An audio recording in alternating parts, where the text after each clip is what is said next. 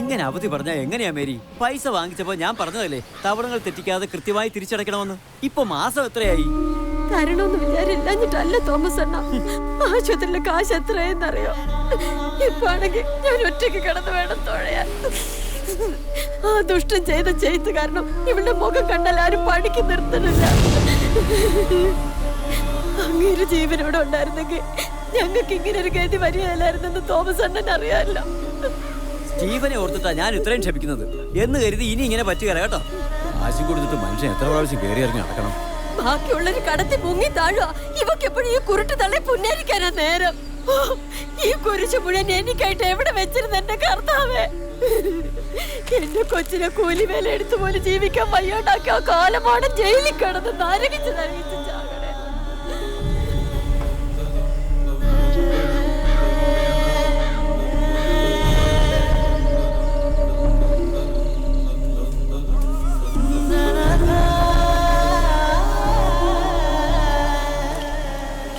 റീന, ആരാ? റീനയ്ക്ക് എന്നെ അറിയോന്നറിയില്ല, പക്ഷെ എനിക്ക് റീനയെ നന്നായിട്ടറിയാം. ആരാ മനസ്സിലായില്ല. പടച്ചോനോർത്ത് ഞാൻ പറയണ സമാധാനയുടെ കേക്ക്. ഞാൻ ബെന്നിയുടെ ചങ്ങായിയാ. എൻ്റെ ഉമ്മാൻ്റെ പേരിൽ ആണിയിട്ട് ഞാൻ സത്യം ചെയ്യാം. ബെന്നി ഒരിക്കലും റീനയോട് അങ്ങനെ ചെയ്യൂല. അത്രയ്ക്ക് ഇഷ്ടമായിരുന്നു ഓന് റീനെ.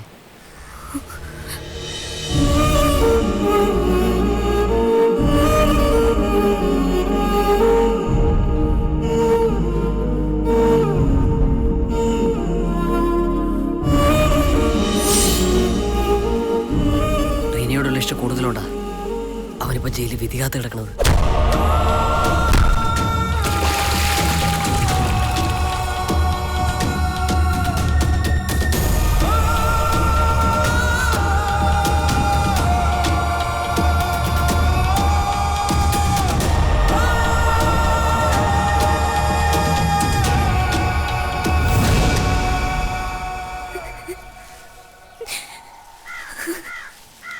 ഈ അവസ്ഥയിൽ റീനയെ കണ്ട അവന് സഹിക്കാനാവില്ല. അവൻ ശരിക്കൊരു കൊലയാളിയാകും. ഒന്നല്ലോനാ, കള്ളത്തില്ലാത്ത മനസ്സാ. ആ ഇൻസ്പെക്ടർ പണത്തിന് വേണ്ടി അവനെ പറഞ്ഞ് ചതിച്ചതാ. ഈ സത്യങ്ങളൊക്കെ റീന അറിയണമെന്ന് വെച്ചിട്ടാ ഞാൻ പറയണേ.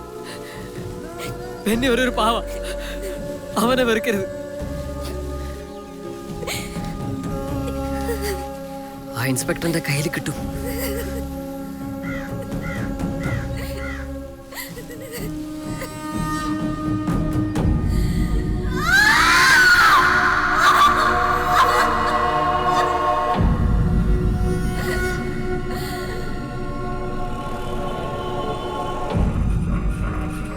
കളപ്പുരയ്ക്കൽ ജോസഫ് ചാക്കോ മകൻ ബെന്നി. കളപ്പുരയ്ക്കൽ ജോസഫ് ചാക്കോ മകൻ ബെന്നി. സാക്ഷികളുടെ മൊഴിപ്രകാരവും പ്രതിയുടെ കുറ്റസമ്മതവും അനുസരിച്ച് പ്രതി കുറ്റം ചെയ്തിരിക്കുന്നതായി കോടതിക്ക് ബോധ്യപ്പെട്ടിരിക്കുന്നു. ആയതിനാൽ IPC സെക്ഷൻ 307 അനുസരിച്ച് പ്രതിക്ക് 7 വർഷം കഠിന തടവും IPC സെക്ഷൻ 326 അനുസരിച്ച് 2 വർഷം കഠിന തടവും വിധിച്ചിരിക്കുന്നു. പ്രതിയുടെ സാമ്പത്തിക പരാധീനത പരിഗണിച്ച് പിഴത്തുകയിൽ നിന്ന് ഒഴിവാക്കുന്നു. പ്രതിക്ക് കോടതി സമക്ഷം എന്തെങ്കിലും ബോധിപ്പിക്കാനുണ്ടോ? ഇല്ല. മേൽപ്പറഞ്ഞ ശിക്ഷാവിധി പ്രതി ഏകകാലത്തിൽ അനുഭവിച്ചാൽ മതിയെന്ന് കോടതി ഉത്തരവിടുന്നു.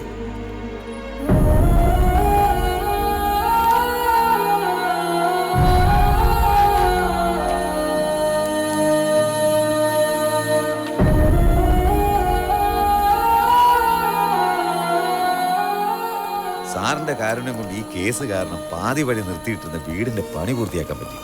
വരുന്ന 9-ാം തീയതിയാണ് സാർ ഗൃഹപ്രവേശം. സാർ കുടുംബത്തോടൊപ്പം വരണം. ക്ഷണക്കത്തോടെ നേരിട്ട് വരുന്നുണ്ട്. അതെ സാറേ, ഞാൻ വിളിക്കാം സാർ. അതൊന്നും ഓർത്ത് നീ വിഷമിക്കണ്ട. അവൾക്ക് പൂർണ്ണ സുഖമായി. 1 മാസത്തേക്ക് കൂടി പുറത്തിറങ്ങാതെ റെസ്റ്റ് ചെയ്യണമെന്നാണ് ഡോക്ടർ പറഞ്ഞിരിക്കുന്നത്. അത് കഴിഞ്ഞ് സത്യമെല്ലാം തുറന്നു പറഞ്ഞ് അവളെയും കൂട്ടി ഞാൻ നിന്നെ കാണാൻ വരും. ചെല്ലും.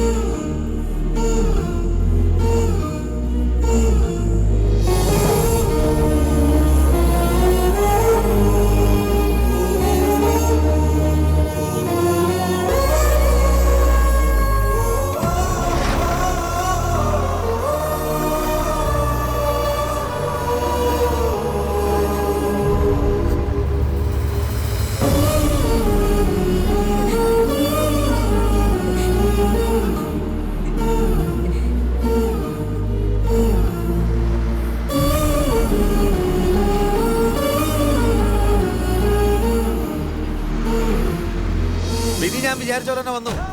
അവനെ ഇപ്പൊ ജയിലിലേക്ക് അയച്ചിട്ടാ ഞാൻ വിളിക്കുന്നത്. മാഡത്തിന്റെ ഒരു സമാധാനത്തിന് വേണ്ടി വിളിച്ചതാ. സമാധാനമായിട്ടൊന്ന് ഉറങ്ങിയിട്ട് എത്ര നാളായിന്നറിയോ സർ? ഇപ്പൊ സമാധാനായില്ലേ? ഇനി മാഡം സുഖമായിട്ട് കിടന്ന് ഉറങ്ങണം. Thank you sir. ഇനി മുതൽ എന്തെങ്കിലും പ്രശ്നം ഉണ്ടെങ്കിലേ മിനിസ്റ്ററെ വിളിച്ച് ബുദ്ധിമുട്ടിക്കണ്ട. സ്ട്രെയിറ്റ് ആയിട്ട് എന്നെ വിളിക്കാം. എന്ത് പ്രശ്നങ്ങളും എന്റെ അടുത്ത് ധൈര്യമായിട്ട് പറയാം. Okay okay sir. ഓക്കെ